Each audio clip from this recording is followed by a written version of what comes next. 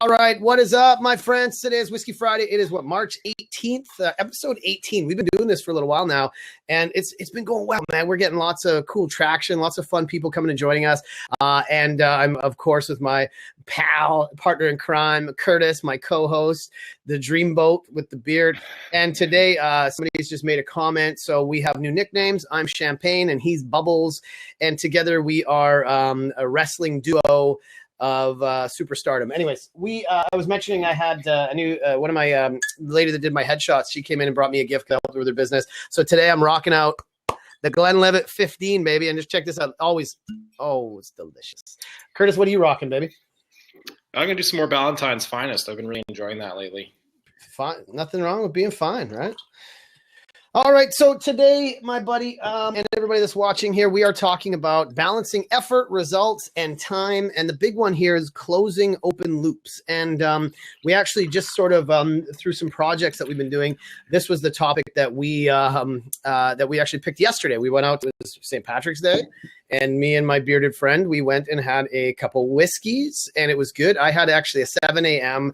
masterclass call with somebody wanted me to do some training for his team out of Florida. And so, that's how much I love him, is a 7 a.m. after St. Patrick's Day appointment. So we've been going nice and early, and now it's time for a whiskey. So this topic is really about, like all you guys that are out there. Cheers, brother. All you guys that are out there. And I want you guys, I'm hoping that you guys will make some questions and make some comments in here today about some projects that you're working on, how you've closed some of those open loops, and what you're doing to balance some of your time and effort. Because I think right now, I know with my ADHD, that there's so many shiny projects, so many things that are out there that we could be working on that are taking our attention, and we have to kind of stop and say, okay, what's meaningful here? What makes the most sense? Whether you're trying to get balance in your life and work less, or whether you're trying to focus your time on the right projects. And any challenges that you guys have with finding that balance and being able to get those results in time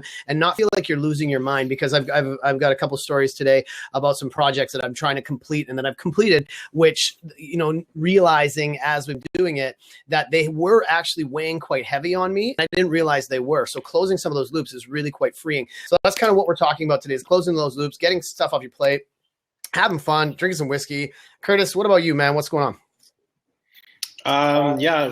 When we discussed this topic yesterday, I really connected with it because I think that it's a good direction to go right after our last call about, just dealing with some of those insecurities and stuff like that in business. So I think this kind of plays hand in hand. So I like it. Cool. I'm looking.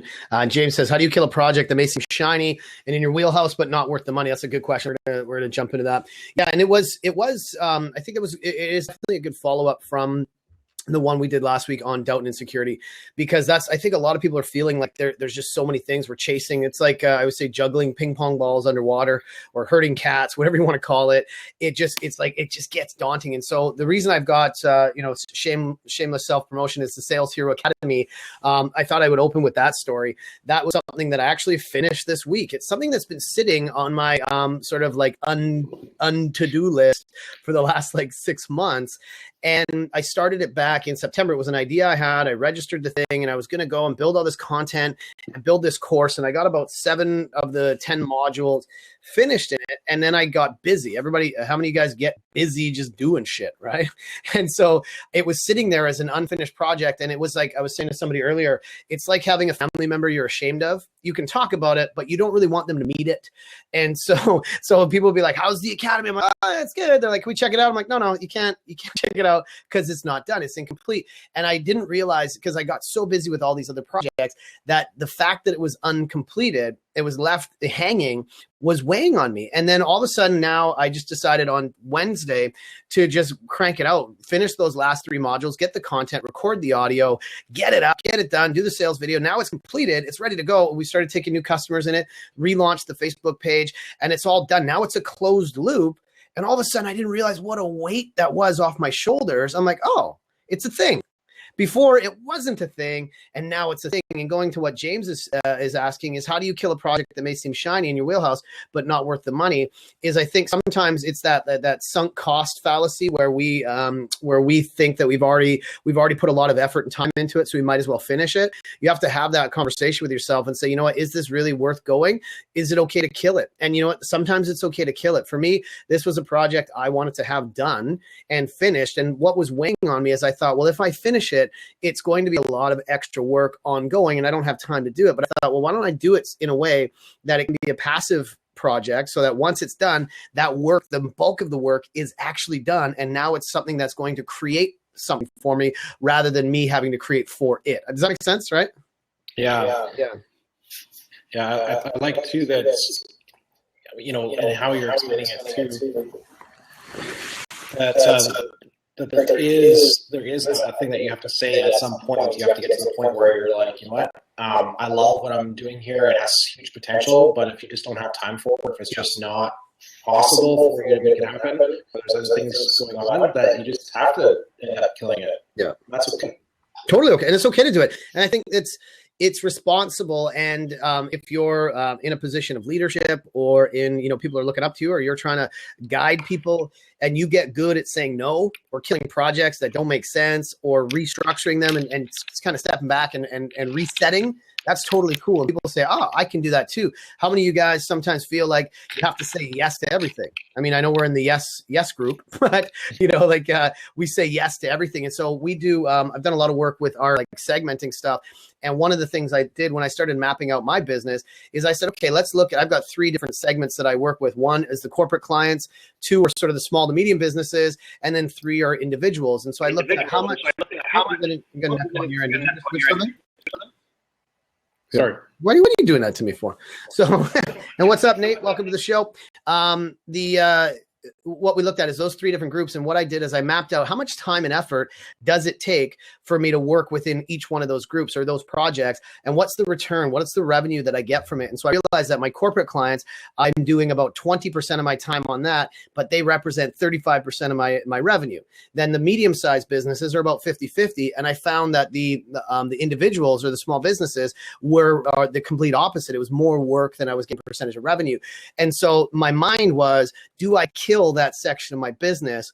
Or the better question is, how do I make that section more profitable? How do I make that make more sense? And so this is why I started to build things like the academy or the group type programs, or things where I can rationalize spending time on something that's actually going to give me a better return. And so now individuals, rather than working with them on small projects, they can enter my funnels, they can enter my systems in a much more sort of comprehensive way for me, that I don't have to now try and chase a lot of like single projects. I can go after the bigger projects, but know that people that still want my help, that like to give me a couple bucks, can actually do that. And that's why I built the academy, right? So there you go. You live? I can't hear you. I can't hear you anything. Had me muted there because I was afraid. Oh, you're typing. Okay. How is it? Okay now? Robert, what's going on? Robert, Nate. No, it's good. You sound great. You sound, you know, Bubbles, you sound champagne sexy. That's it. So what are some, I mean, you guys, here's another, you guys just launched the Salon Movement, you and James, and you guys are crushing it on this thing. Now, how, I mean, you're busy already. You guys are already doing stuff. How has that sort of project, which maybe you guys are looking at it, it's kind of shiny, it seems interesting. How are you guys making sure that you're balancing that and still give, I mean, you still got to be present and giving to your clients. You still got to be connected to your clients. How are you guys able to balance that right now? Yeah, it's a good one. And I'm surprised, you know, well, I'm not surprised, but I'm at first when James brought it up, I'm like, oh, is he trying to tell me something here on into the world here? Because we're working on it together. Yeah. I tried to throw it up on the screen. I don't think it's working. No, it's good. You just can't see the, I think you can click on the link. I just don't think you guys have a featured image. We'll have to look at that on your site. There you go. Okay. And, yeah, so it does take a lot of balance, and it is something about seeing things as opportunities. I'll have to admit that I'm almost feel like I'm one of the worst people out there about really identifying opportunities and really getting pulled in different directions and really wanting to do a lot, because I see the potential. And I think, well, I don't say I'm the worst, because I know there's a lot of people out there that get their hands in a lot of different opportunities and a lot of different things. But I think it is important to kind of stick with what you're at and leverage the success that you are in a certain area. And so, I've had ideas of, coffee, bikes, and all kinds of stuff, which are great ideas. And I think they would do really well. But you know what, it's the thing is, I have to really focus on hair and the hair industry and leverage what we have available to us to have those systems that we've created and really leverage that intellectual property that we've created. Yeah. So the salon movement is kind of in line with that. So I think it was a good transition. And what James and I, the way we structured it was that our investment in that actually has a direct benefit in our present business. Sure. So, it's not, it is a little bit of a different project, and it has a little bit separate focus, but we did make sure that it was kind of within our wheelhouse of opportunities and we check in with each other. We make sure that it is serving us, all the way through it. We look at ourselves in the share position and say, is this serving us by the amount of time and effort that we put into this? Mm-hmm. Just like Whiskey Fridays, this is a commitment of your time. This is an hour, 2 hours. You love drinking whiskey, but you do have to have that conversation with yourself and say, you know what, my time is worth a certain, $500 an hour, $1,000 an hour, whatever it is.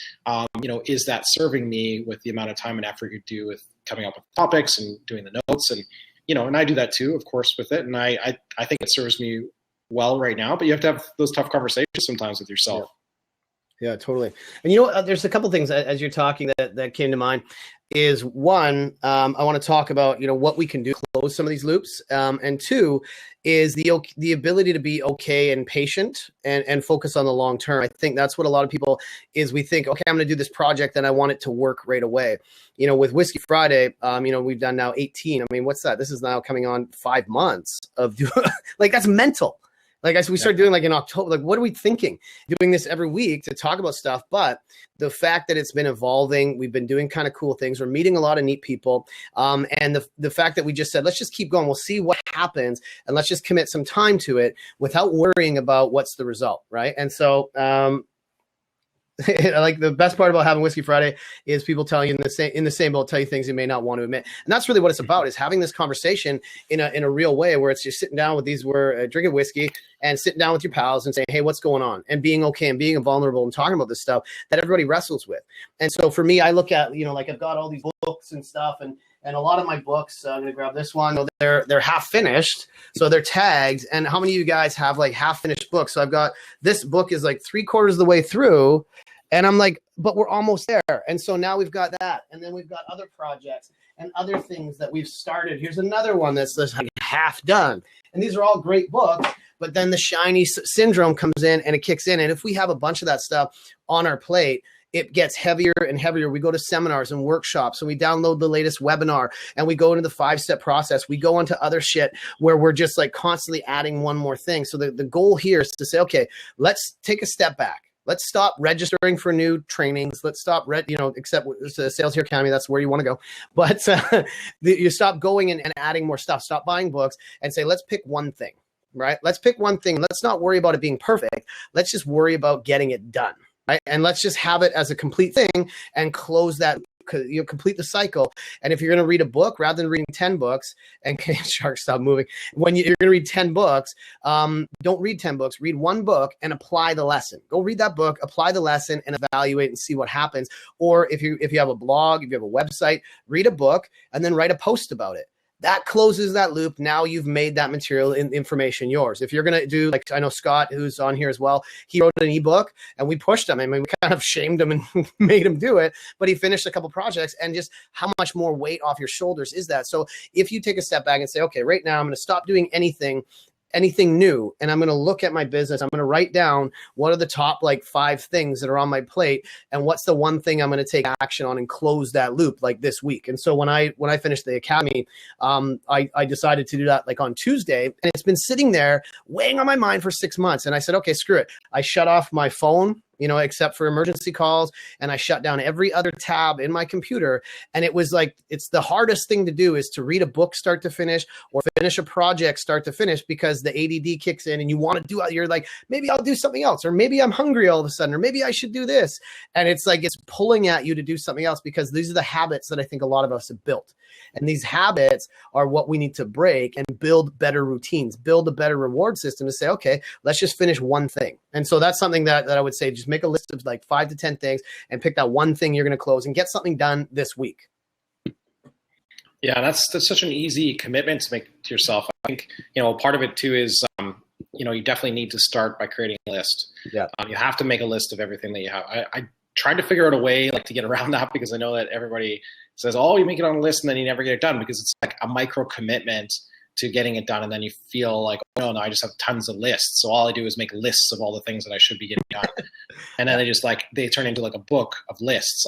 Nobody's ever like, I don't know if anybody's come up with a book on themselves, so just how many lists they had in their whole life. But it is really important, because then you can start numbering their priorities, because some of them are like a massive priority and they do have different priority things. But I think it's really important that doing the top priorities first, even if they're the large items, to just, really commit to that.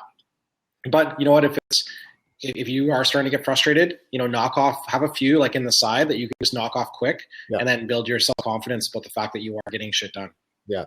Yeah, totally. I just close a few loops. I know like every week in my office, I sit down for half an hour and I clean the desk from start to finish. Everything that's on my desk is done. All the bills are paid, everything else that I need to get done. Like, it just feels amazing to get all that stuff. Everything's filed. It's gone. You're like, oh, because, I got a receipt here. I got a bill that I need to check out here. I got something I want to read. I got a note for doing something. It's like, get all of that stuff off your to-do list and put it into a project. That's usually the big switch, is that you're going from lists and actually scheduling your tasks and saying, and I think I don't know if we talked about this before. I know we look at like multitasking, and we've talked about how multitasking kills any productivity we have. And the science around it is that when we switch between tasks, we lose productivity. So we lose up to 40% of productivity when we switch between tasks. And so what happens if we're doing one thing and we focus on that one thing, we can give 100% of our effort. But if we try and do two things simultaneously, we lose about 10% in between those switches. And so now we're only 90% as effective. And as we go down and down and down, if you add up to 4 tasks at a time where we multitask, we're not actually getting anything done, and we're only 60% as effective. And so this is something I always remind myself. I'm like, I don't need all of these tabs open. And it's almost like it's weighing on me to see these other tabs and go, oh, maybe I should check that out. And so we like I think James was asking, is it normal? I think because we have so many things that are trying to get our attention, all of these ways to communicate, all this stuff we can look at, all this things online, is it's easy to go, okay, well, what do I want to do now? Well, I'll go back to this other thing. Oh no, I was working on this. And we just kind of jump back and forth. And at the end of the day, we just kind of, we arrive and we're like, what happened? Right? Was anything done? And so I think that's the one lesson that I really try and focus on, is just getting one thing done. I've got a list. I've got my list in front of me, a bunch of stuff that I need to do, but I need to take those off there and say, okay, let's put it in the schedule. How many hours do I think this is going to take, and schedule it out until it's done? And then have it done and celebrate that, have that mini celebration, that victory of, hey, we got it done. We closed the loop. If you have a book that you want to read it cover to cover, then go do something else, which is really hard to do. Well, I think the other thing too is, trying to stay out of the trap of getting emotionally involved in your business, and, start to feel, the shame or guilt of not getting things done, especially if it's not done, fast enough or whatever, because, you should definitely be ethically invested in your business, but emotionally invest in your business causes, a lot of issues, and we probably shouldn't get into that too much, but and it's also about surrounding yourself with people that do get things done. You know what I mean? Like, you surrounding yourself with people that are effective and efficient with their time, and that have potential resources for you to be able to, become more productive. Yeah. I think it's massive, or hire a coach, or, just, or a consultant, or somebody that can kind of be that shareholder position for you and leverage advantage, constantly. Yeah. Yeah. And I think you're right, is taking having somebody else help you look at things objectively. I know we do once in a while, we just sit down and say, okay, what are we working on? We sat down actually on the other weekend, you came in my office and we mapped it on the whiteboard. I'm like, this is something that I'm working on. and I'm thinking about it and I like it, but it's not quite there. So now it just kind of sits back there and I'm always thinking about it. Or if you ever sit up at night, like I can never sleep because I'm like, I got something. I'm like, no, just write it down, make a plan and say, what am I doing tomorrow? What am I going to do to advance this thing? Because if I don't do anything to advance, if I don't do things to move towards closure, then it's just sitting there and that's my own fault. Right. Or as James was asking earlier, can I just get rid of it? Can I just say, you know what, screw it, I'm not doing it, and completely release any attachment from it? It's not a failure, it's a choice. But when we feel like all the stuff that's on our plate is stuff we have to do, that's what weighs super deep on us. So we have to turn everything we're doing into a choice, not something we have to do, not as a victim of our own stupid things we created. Because most of the time we're just victims of shit that we made up. So like that's what I end up finding for myself. Right? I'm like, oh man, this is really tough. I'm like, but I chose this. I made this up. I don't have to do it. But I'm like, Joe, you suck because you didn't do it. I'm like, but a year ago I didn't have to do it either. So whatever. Yeah, we definitely, especially being an entrepreneur, it's very easy to overextend yourself and to make promises that you just can't keep. It's just not even possible with the amount of time that's available in a day. It's just you can't. And you know, if you start doing that, then it starts weighing on you too, because then you start getting to the point where you're starting to fake it, like you've got great ideas and then you want to get stuff done, but it's like, you're almost talking a game that you can't actually play. Yeah, it starts to weigh on you. Yeah. And and it's like you said, faking it, and just going, like having that on your mind of like, and everything's great, but knowing deep down, you're like, no, it's not working. And so like I said, I keep bringing it back to the academy because this journey is just getting some closure. I was talking to Jesse about some advertising and stuff. Now that I've closed the thing, and now I can advance it, all these other ideas, like I've got another 5 or 6 courses that I want to build in there, but now I can. But before it was like, I got to finish this, and then I got to do this, and then I got to do this, and I got to do this other thing, and then I got to advertise. But as soon as I closed and I launched it, now I have all these sales coming in through the website. I'm like, well, that feels way better than not, right? Than like having it open and making excuses. Because I think we've talked previously, is that whole idea of the imposter syndrome of being afraid to actually finish it. Because what if I finish it and nobody likes it? What if I do it and like nobody cares and everybody's like, nah, it's all right, and nobody buys it, nobody does it? It's not the act of people buying it. It's about prototyping, getting stuff out there, getting it incomplete, and just getting it to something where it's like, let's test it. But too many people are so afraid to get it done. And so we pretend, I'm working on it. Or like, we're going to, I'm going to be an entrepreneur. I'm working on my business. It's like, well, you're either an entrepreneur or you're not. You either have a business or not. Like people say, I'm quitting smoking. It's like you've either quit smoking or you're still smoking. There's no quitting. You stop or you don't stop. It's like you're kind of pregnant. You're pretty pregnant, right? So that's kind of the mental shift. Is like, if you're going to be an entrepreneur, be an entrepreneur. Don't be a wantrepreneur, right?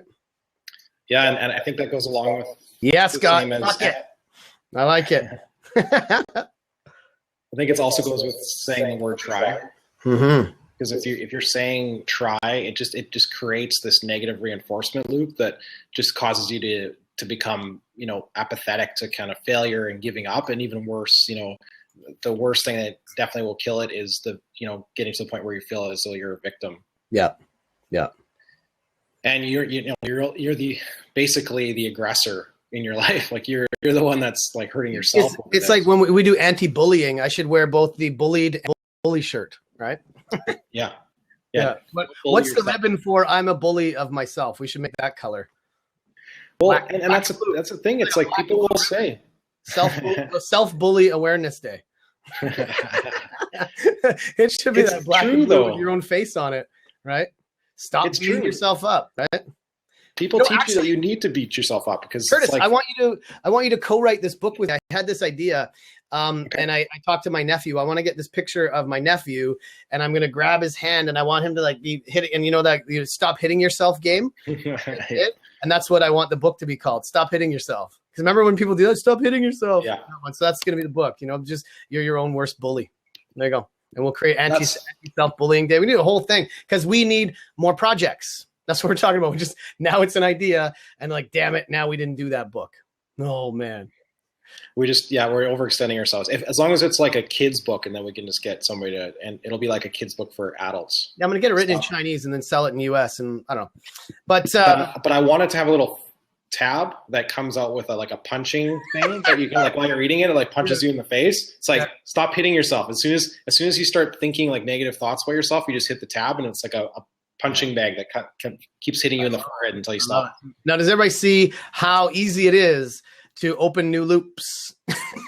We didn't plan this, but now we got an open loop, right? This new product, like, and all of a sudden it's like, yeah, we should totally do that. And we go to meetings. It's like, hey, let's brainstorm on this. And I've got notes of projects. And so champagne, I love it. But Scott, I was gonna make a point of what you were saying there.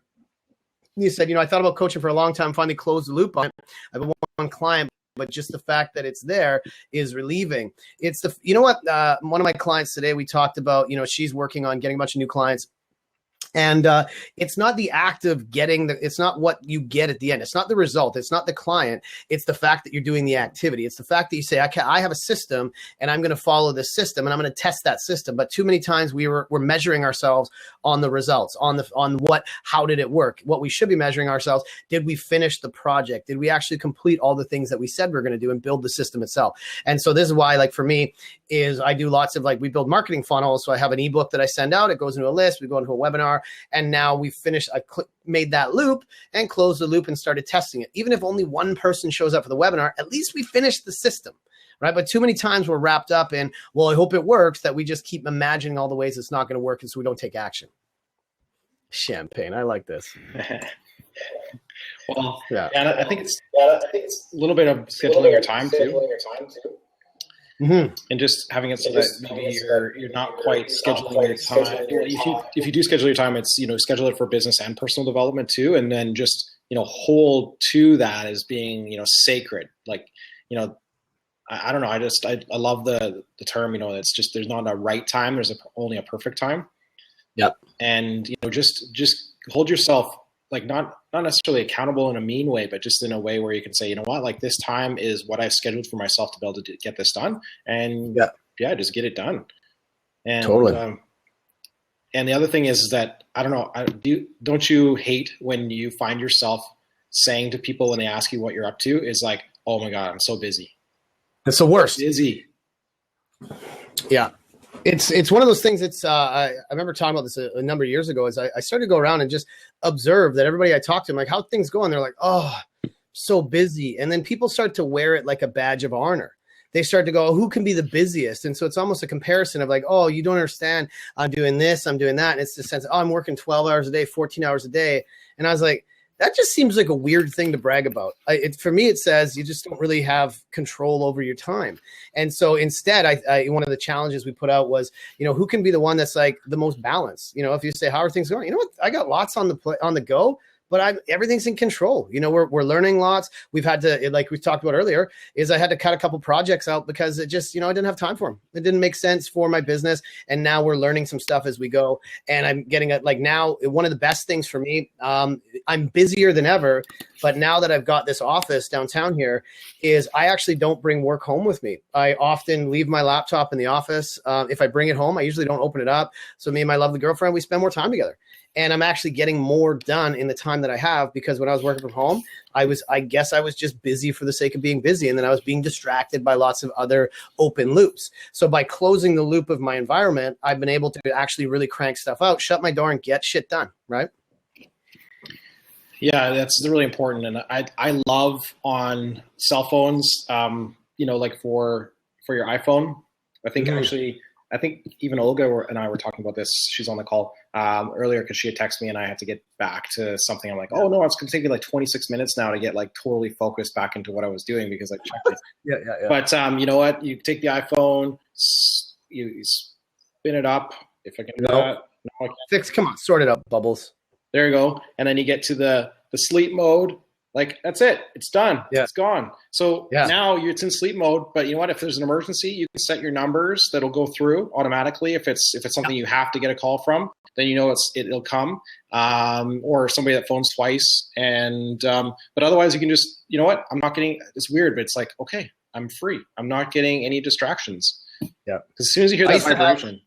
Yeah, man. Like when I was, I used to manage a team. I had about 40 sales reps that I managed. And I made a deal with all of them. I said, here, I'm super busy, and when I'm with you, I want to respect your time and make sure that we're focused on what we're doing. Because I used to have managers that would come to see me, and then they would be on their phone the whole time. Like, what the fuck are you doing here?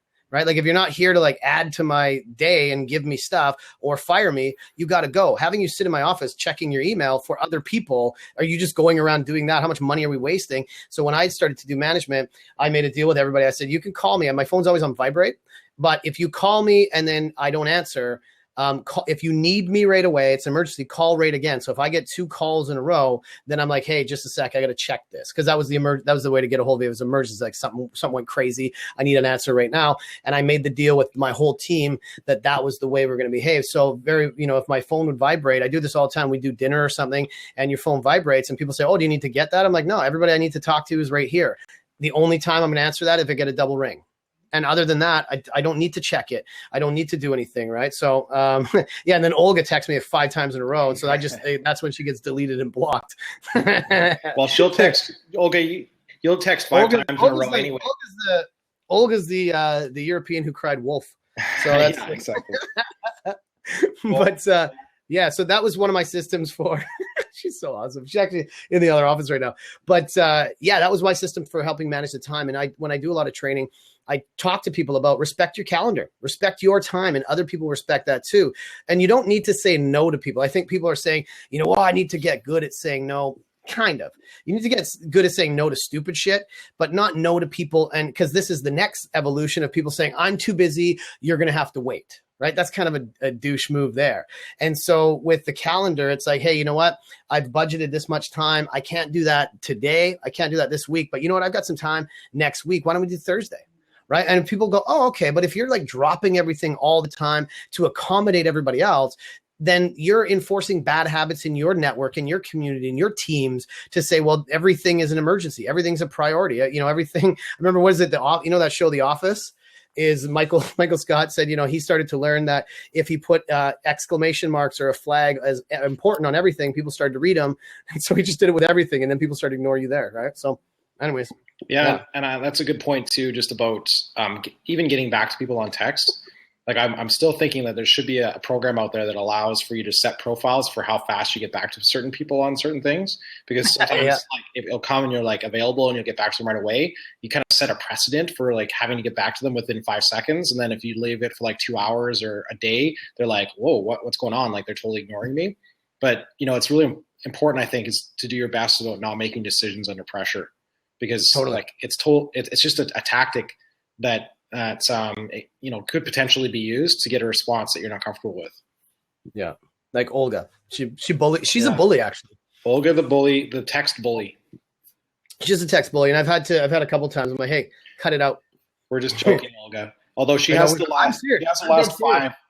last 5 comments on the side too. So this is what my phone looks like. Down the side, that's what it looks like from Olga. It's like, hey, Joe, question. Hey, are you there? Hey, I'm like, cut it out. Like, I'm busy. You know what? So she's so good at getting stuff done. We just posted that we looking for a client experience coordinator. And you know what? First one, boom. I have somebody check this girl out. She's awesome. Like that kind of stuff is amazing. And thank you for being that kind of person, Olga. And give you some love because we've been bashing you for a little bit for the last little while. That's fine. We love her. If she wants whiskey, she can come in anytime and get some whiskey. But yeah, I mean, that's one of the things we're talking about here is balancing that effort, results, and time. Is that, we have to, sometimes we don't actually, a lot of time we don't spend time planning. We don't spend time observing.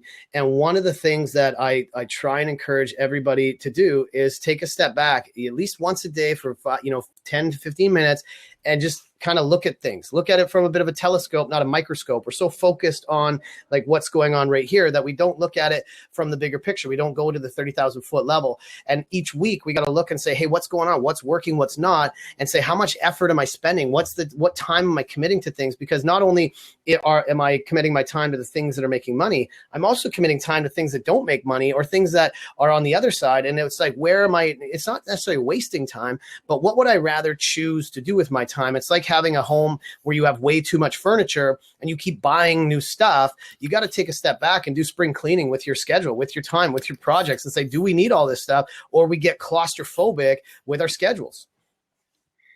Yeah, that's a really good point. And I think, I used to be, I think I told you this before, but I used to race motorcycles on track. And that's one of the techniques for in being trained as a racer is that you will hit whatever you're looking at. So, and then you'll also miss everything else that you're not looking at, right? So if you want to get to a certain point in the track, you have to look to that point. You can't be looking at what you're just about to go off the track with on the left-hand side, because if you do, and you kind of feel yourself rising, and I've made this mistake, you drop your bike, you go over thing, and you slide into the bales because you were looking and you went exactly where you were going, because I looked at the bales. I didn't want to go there, but I went there. Yep. And same with driving. Like, you don't look over top of your hood at the ground ahead of you thinking like, oh, well, I'm on the ground right now. I'm running over this right now. Be like, no, you need to look like a few seconds ahead to give yourself some time to react, to be more proactive than reactive, right? And just become way more efficient. Yeah. And, talking about driving, when we look at, habits and long-term success, that's one thing I think a lot of people struggle with is this instant gratification society that we're in, where we're like, okay, I'm going to do this thing. It's going to work today. It's going to work this week. And if it doesn't, maybe it's not a good thing. So we jump from project to project, hoping that the next thing is going to be this viral hit or this big success. But real success takes time, and it takes slow progress. And that's why I like what Scott's saying. You get one client, and we just say, okay, if we get one client, if we have one happy client, if we've had one person pay us $1, that's success. Let's just scale that. Let's go from there. And so I posted a video in one of my groups the other day talking about, what's the least amount of money that you need to make to decide if you're going to be able to start your business or quit your job, right? And so the whole conversation was around, when I work with my clients, I talk about like, what's your non-homeless number?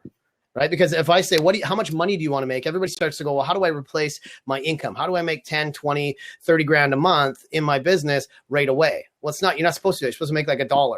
And then we figure out how to do that again. We get people to say, hey, I like that thing. I want more of that. We scale it, because I remember when I was like, I had a good 6-figure job that I just quit because I wanted to do my own thing as like an idiot, right? As an entrepreneur, like, I'm just going to do my own thing.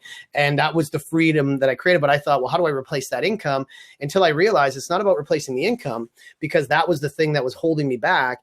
It was about what's the minimum that I need to live on, that I can survive on. If I cut all the other bullshit out of my life, what's that minimum? And it ended up being like 20 grand a year. It was like $1,200 a month or something, that I figured that if I just made that, that's my non-homeless or not having to go back to work number. I'm like, well, that's way more doable than this number that I invented. I'm like, if I don't do that number, I'm a failure.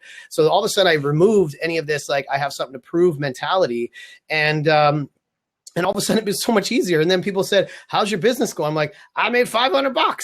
And it's like exciting, because it's not about bragging about all the things that you did. And now it's become like, now you just scale that. You just keep repeating it. You make $100 a month, then 200, then 300, and you work towards that. But people are like, how do I make $1 million? We watch all these Facebook ads. We watch these videos of, after a month after quitting my job, I was making 6 figures, and people are like, oh, I can't be like that. So it holds people back from doing it. So close some of these loops, set a project, just get something done and test it and scale it, and be patient to allow projects to germinate and be long-term. Yeah. I love what you're saying there, because I think it's important to highlight it a little bit more, is that the scalability, if you're able to make $1 with a certain amount of effort, and you scale that down into a smaller amount of effort, or you get a system in place to be able to do that, it's all about the duplication. Because if you can duplicate that in a million times in one day, then that's $1 million a day. Mm-hmm. So, and then, so maybe you advance it. Now you're doing $10 a day. Maybe you need to do less systems or whatever it is, or it costs a little more, but now you have to do less, because it's only like 100,000 times a day to do $1 million. And then if you get 100 in your sale, then that's, 10,000, you know what I mean? It's like that scalability and that duplication is really important. And I think if you switch your thinking a little bit that way, especially with online stuff, because that's really where it's at. For a lot of people that are on the call right now, or just in general, we go by haircuts. So it's hard to duplicate that or scale that scalability, because it does actually take a certain amount of time but there's definitely ways to become more efficient. And well, you guys add new people, new talent, you up level your education, you get, have a better system, you make sure your marketing's in place. There's all sorts of ways we scale. And same thing in my business. I'm always looking, once you make that switch to like true entrepreneur mindset, it's not about how much money am I making. It's how do I turn that money into more resources, into more results, and surround myself with better people. I don't like hiring assistants. I like hiring executives and executive thinking people, because if I have an assistant, I got to talk to them and tell them what to do. I don't want to tell people what to do. I want other people to tell those people what to do. And so if we start thinking about how do we leverage our time more, people talk about time leverage all the time. It's kind of it's an overused term, but it's just turning your money into something. So if we know, X kind of systems work on your website, it's like, okay, if you just do these things, this is how you set it up. Just do that. Don't worry about all the other stuff. Everybody's telling you got to do this and this and this. There's 100 things. Just do the one thing, get that done, add another thing, and then grow from there, right? Do it right the first time. Yeah. I love what you're saying about that. I think the other important thing too is for people to really claim success over the tasks, like really make an empowerment statement with regards to the fact that you are able to do this, that you can close loops, and really point to the fence in your planning. Like really look at, saying that I'm gonna kill it with this. Like I'm really excited about it, and this plan is gonna work, and I'm gonna make it happen. The intention is so important. Absolutely. Keep talking, because I'm doing something here. Okay. I'm working, but I'm thinking, keep talking.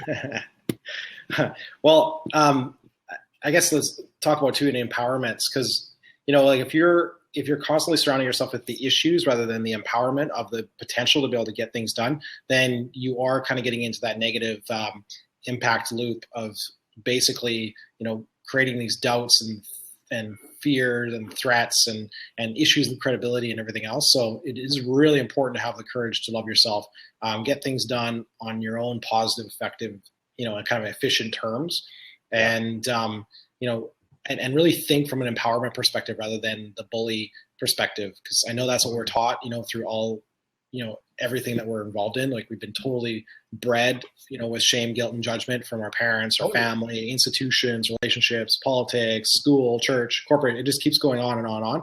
But it's all like a way of influencing results. Mm-hmm. And it's like the most lazy leadership possible, because it's just you're creating a result through fear, which is easy to manufacture. But creating fear in your own life in order to get a result, that's poor leadership. That's not, in my opinion, it's, it works, but the effects of it on your, sympathetic nervous system reactions and your increased stress and what it does to your health is such a negative impact that it'll catch up with you. It'll totally catch up with you. And if that's the only way you can get things done is by like fearing yourself into it, then, you're going to have some issues. Yeah. And, I love what you're talking about just being kind to yourself. And I think we do beat ourselves up a lot. And, you mentioned also family and support systems and people around you is, I think we always are, I know when I started my business, my family, my dad's a retired firefighter. My mom was still in the corporate job. And they were both like, just be careful. And then my dad would ask, well, how much money are you making? And are you actually, making the money to replace it? So they were not putting pressure, but they were asking these questions. And then I've realized after everything's worked out is that they're not asking questions from a place of doubt or trying to challenge me. They're just coming from a place of fear and worry for me because they've never done it. And so if you're trying to build a business or you're trying to do anything and you're surrounded by people that haven't done that before, they're going to be worried for you because they don't know how they would do it. And so they're injecting, they're transferring their emotions, their beliefs onto you. And if we fall into that, it's that whole idea of if you put two crabs in a bucket, the other one will pull the other one in. Right. And so Olga's going to join us as well.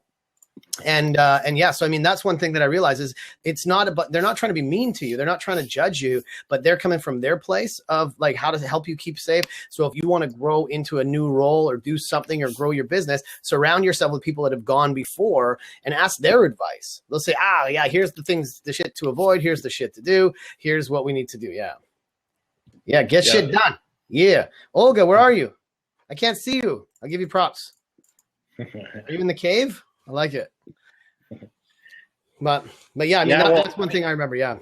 That's a good one. And I think we talked a little bit about that yesterday too, is just, working, with family too. I mean, that brings on a whole other kind of, topic into it too. But in a way we are kind of working with family constantly because we have our significant others and our children that are relying on us, and they are partners in our success. And so and that might be literally revolutionary for you to think about. But if you have a partner that is not supporting you in what you do, it's going to be very, very difficult for you to achieve your success. So, when you develop yourself, it's really important to feel as though that your spouse, you bring them along in that journey and really say that, and empower them and say, you know what, you are really important to my success and to our cooperative success. So like, what do you need?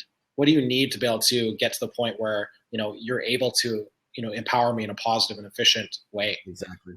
Because, Yeah, you're right. And they don't need to understand your stuff. They don't need to be on the same journey as you. They just need to be supportive. Oh, Olga, what are you doing? Are you meditating? She's meditating. Okay. I don't know what's happening. It's the meditation glasses. She's a weirdo. All right. This is better connection than she's had before. She just freezes. Welcome, Olga. Welcome. What's going on?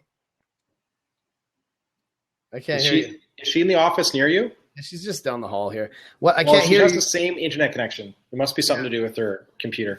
It's her computer. No, it's not too bad. You got to sort your microphone out, and we'll talk. And you could just be there. We can't hear you yet. But yeah, man, like that's one thing we realize is that not everybody has to be on the same page as you. We talk about balancing effort, results, and time. We can't expect everybody to get what we're doing. We have to understand how to balance our time and effort and find people that we can ask the right questions to that can help us objectively look at our stuff. That's why I like, people that have come on this show and ask questions and say, how do I do this? It's like, talk to people that have done it before. That's why I don't usually ask my dad business advice. As a retired firefighter, I'm like, you just don't know. But now he's starting to see, he's getting confused about how, when I come visit them in the summer, and he's like, do you have to work? And I was like, well, it's not really work. I have client meetings and then we can go golfing. And he's like, but I don't understand. So I don't know. She might be coming to try and get me. There we go. She's gone. But that's one of those things is people just don't understand. Now my parents understand sort of what my lifestyle is that I don't take holidays, but I don't need to take holidays. And that every time when I choose that free time, and that a day of work is only whatever hours I want to put into it. And they're starting to understand that. But if I was to try and get their opinion or their feedback, like years ago, it wouldn't have made any sense and it would have done more damage for me. Right. So anyways, we'll just try to sort it out. Yeah. It's interesting how to educate, you do so much education and professional and personal development, but yet, you have to really think like including your loop of people, to maximize the mutually beneficial success of the whole organization. And part of that organization is your family. And, use them as leverage for success. It's really cool. There's nothing better than having your spouse be like totally on guard with what you're up to and just being super supportive. Sure. It just helps with like, it's just huge with being able to manage all the expectations, because they just get crazy. There's just so many expectations, especially as an entrepreneur in this environment right now, with how much social media we have to do. We meet up with each other and all of a sudden you're like, hey, did you hear about this? It's so cool. You need to do this. And we hear the you need and you should and all this stuff about business. Oh, hey, how's it going, Cody? It's Cody. And you've probably seen Cody on here before. She comes visit. She's hanging out now in the office. What up? So keep talking about you meet up and we've got some ideas. Yeah, needs and shoulds and just being able to just balance that, being able to say to yourself that there isn't anything you should or need to do. There's some really great things out there that might be able to help you manage your schedule and your business and to scale it and become more efficient. Take certain things with a grain of salt, make sure you work them into your systems, be kind to yourself of how you integrate those systems. Just because somebody says to you, you need to get on LinkedIn, that's going to really help your business, that you're like, okay, I got to drop everything now and I have to concentrate on learning marketing on LinkedIn. Because then now you become completely inefficient on just schedule it in. Say, you know what, this is a target. These are part of the priorities.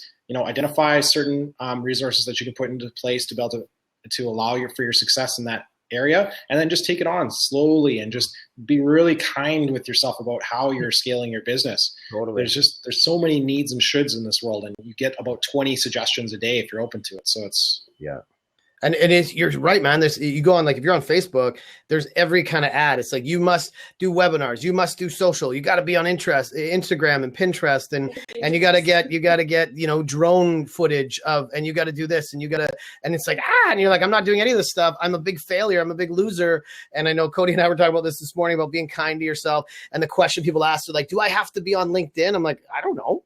Do you want, like, you don't have to be anywhere, but people feel like if I'm not doing all this stuff. But what we end up doing is we kind of be half-assed in all these different channels. And I fall into that. Like, I don't really use Twitter. I don't really care about Twitter. But everybody's like, yeah, you should get on Twitter. I'm like, and then do what? Like, just spend a bunch of time on something else, right? Instead of doing the things, because like, there's no shortage of programs and shit that you could be doing. If you're gonna do social media, pick one, maybe two things, and get really good at them. Right? If you can do videos, like everybody's like, I've got SlideShares, I've got YouTubes, I got a bunch of different channels, I got all this kind of stuff, and it's kind of like half-assed in all of them. So I'm like, okay, let's pick one and get good at it, right? And so with Blab, we're doing it every week. We're getting better at it, right? But we're not maximizing this channel because we're busy doing other stuff. Now imagine if we actually turn this into something that was more like, this is kind of fun for us, but if we turn this into a real thing where we really promoted it and drove it, we would have thousands of people on here every time, but that's not what we're doing. We're just kind of hanging out, drinking whiskey. So Blab's difficult. Yeah. But well, go ahead. And we shouldn't say too much negative about Twitter, considering Blab is no, I'm sorry, no, nothing's wrong with Twitter. I just don't use it. Right. No, like for my business. That's a good point. Yeah, it's one of those things. You got to make choices, and you can't be everywhere. There's no reason you should. And even the big companies that have all of the resources, they shouldn't be everywhere either, right? Like if you're a big company, pick one channel and get really good at it, right? And you leverage the strength of those other channels and just get good at maximizing your time on that stuff. And that's kind of what we were talking about this morning is, being, before, like when Cody came on board, we started doing some work. The first conversation we had was like, well, what should I do with my website and this and this and this? And what did I tell you? Stop all of it. Don't do any of it. Let's figure out what you're actually trying to sell people, get good at selling them that, and then build all of the stuff so that now because what ends up happening, we think, well, because marketing is sexy, it's safe to build logos, it's safe to build websites because there's nobody judging me. So we build all of this stuff and then we put it to market and nobody gives a shit. And then we got to try and convince people to buy something we never really thought through in the first place. So if you're building a business or a brand, think about the end user in mind, start with that, test it, prototype it, ask questions. And people are like, yeah, I'd buy that. Then work your way back and say, well, what the hell am I supposed to say about this thing that people will buy? Get people to buy it, then build all the marketing. But people do it backwards. And this is where we spend all of our time because all of the stuff that's sexy, all the advice we're getting is all about marketing and funnels and this new tool. And if you just do 10 Instagram posts a day, you're going to be super successful. And people fall into that trap. And then it's like, oh, but then Instagram's not the thing anymore. We got to do Twitter. And then it's LinkedIn. And then it's growing long beards. Whatever it is, people are just falling into this bullshit of stuff we got to do. And Curtis, like you're a pioneer and you've really mastered the beard funnel. So there you go. Well, thank you. I love the idea of beta too. It's and the beta movement. Be a master beta. Yeah, you got it. And Blab is one of the master betas of all times because they just said, you know what, this is a cool platform. Let's just do it, test it, get people interested, get people invested, and then move forward. And that's kind of the idea. Although I do think they need to move from the beta now. They need to, get into like owning what Blab is and just move on from there and scale it, and, we've talked about this tons of times, and we're going to be out. Actually, we've got invite to Blab Studios on the beginning of May when we're out in San Francisco. So we may do a show right from their head office. How come you haven't told me this? There's so many things. There's so much stuff going on. You just open my loop. James actually worked it out. So he's the man behind that work. He's the master connector. Master beta. James the master beta. But it is about just really owning where you're at too, and just being able to say, you know what? No, I'm comfortable. I'm confident. I know what I've got. Let's just move forward. For Blab, if you're listening, make some business, VIP services where we can start, have a subscription services to allow for more usability. I'd love to spend money on Blab. They won't let me. I don't know how to give them money. I know. Hey Blab, I want to spend with you. Well, and it's weird because people say, oh no, it's great until it costs money. But the whole idea is that it is about usability. Like, you need to spend money at something to keep it going. That's the whole. It's actually the transaction of handing value that to each other, other than just the investment of time, which is great. I mean, we are investing in Blab right now. We're giving them our time. We're giving them our energy, which equates to money. But and we're creating content and following in that, and you can leverage that for different reasons. It's probably keeping Twitter alive, that and Periscope. But, it is, and you just have to, I'm not an expert in social media, but, I still, like, I have an opinion, and that's how I see it. But, it is a way of, really, and you're really good at that, Joe, is really getting down to, the transactional value and within the transaction itself and the psychology of the transaction really does help create value and self-esteem. And you know what? And you start getting that doing, and then all of a sudden it's fun to finish loops. It's fun to, get stuff crossed off on your list, because now you know that you had it scheduled. This is a priority. This is the resources I'm going to take to make this priority happen. These are the effects that I'm hoping to achieve. And this is how I've scheduled in order to measure those effects. And then once you get that in, then you can start seeing, well, look at the effort I put in this, it's paying off. Then you focus in on those things, and then you talk about scalability, and then you can talk about duplication, and then you start getting efficient, effective systems. Yeah, totally. And Scott's there. If he's not checking off boxes and closing loops, it feels like a wasted day. Here, the thing I always talk about with that is that if we don't know what we're supposed to do each day, how do we know we did it? And so we start mapping out our schedule, and instead of having a to-do list, is make a project list and then schedule those tasks and take those priorities and put them in. And, for me, it's always about having some accountability, whether you have an accountability partner or like a business partner or somebody that's maybe not even in your business. It's a friend that you guys have become accountability partners. And it's not about judgment. It's just about, did I do what I said I was going to do? Why or why not?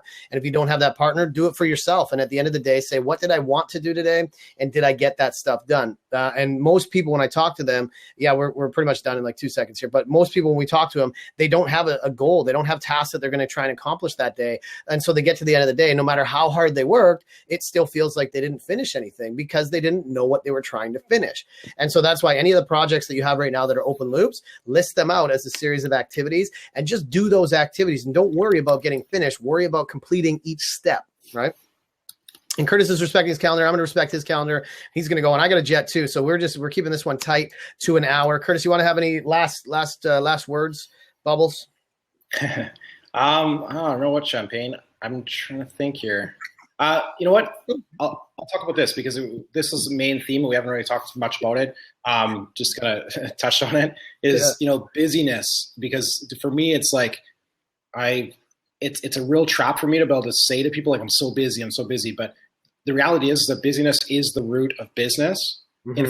In fact, it's the monetization of busyness.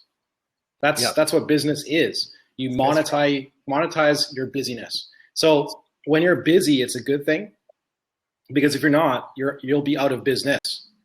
You'll be out of busyness, and being out of busyness is out of business. So don't complain that because you have, or because you should. You really do have to be careful about what you wish for, because you're not unique.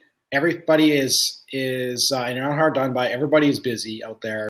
Just own it. Really love that you're in something that's your passion, and you have an opportunity as an entrepreneur to be your own boss and to create your own schedules and to create your own lists and to get those done. And you have the potential of empowering yourself to close loops. You don't have to go through anybody else. You can do it.